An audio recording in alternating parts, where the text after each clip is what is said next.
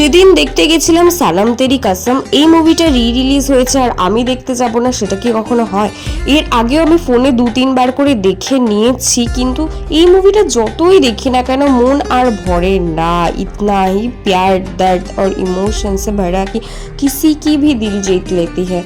তো আর কি, আরেকটা কথা বলে রাখি তোমাদের, যে একটা রিউমার ছড়াচ্ছে কি এটা সানাম তেরি কসমের পার্ট 2, বাট না, এটা সানাম তেরি কসমের পার্ট 2 না, এটা রিলিজ। কারণ তখন হয়তো অতটা হিট হয়নি যতটা এই মুভিটা হিট হওয়ার কথা ছিল, তাই আবার নতুন করে রিলিজ করা হয়েছে। আর এই মুভিটা এত হার্ট টাচিং, নিশ্চয়ই তোমাদের আর বলার অপেক্ষা থাকে না, কারণ সবাই দেখে দিয়েছো। আমি তো এন্ডিংয়ে কেঁদেই দিয়েছিলাম হলের মধ্যে। আর আমি এত ফ্যান এই মুভিটার কি আমাদের বাড়ির থেকে রাত্রে করে পারমিশন দেয় না, তবুও এই মুভিটা এন্ড হতে হতে 10টা বেজে গেছিল। আর আমি যতক্ষণ না এন্ড না হয়েছে আমি পুরোটা দেখেই এসেছি। তো দেখা হচ্ছে নেক্সট ব্লগে।